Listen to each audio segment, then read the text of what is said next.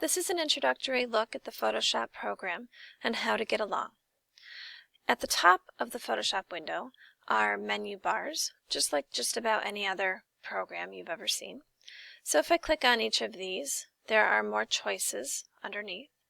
Some of these you'll use quite a bit. We'll spend a lot of time in the Image tab, and some you won't need hardly at all. Along the left-hand side of your window is the Toolbar. These are things Photoshop feels like you need to have on hand.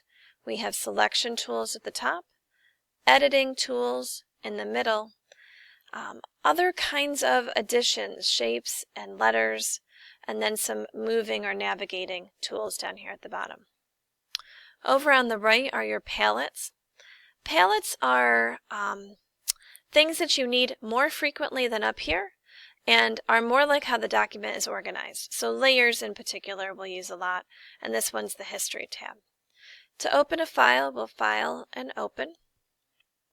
You will find your image, whether it be in your graphics folder or on your S drive. And once you have it open, you'll see now I have a layer happening right here. Okay.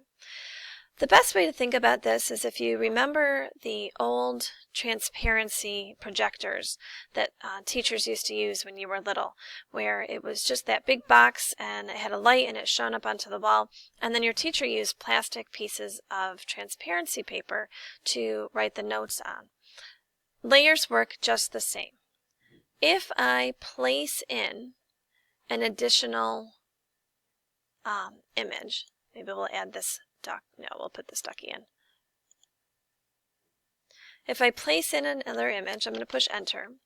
You'll see I have this duck on top of this duck. Okay, they are like a sandwich. This one is not deleting the one underneath it, it's just hiding it.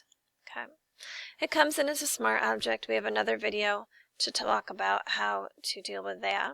Okay, so we're going to rasterize this, and you can resize and move and do anything you like to each individual layer. So now I have a smaller duck on top of the other one.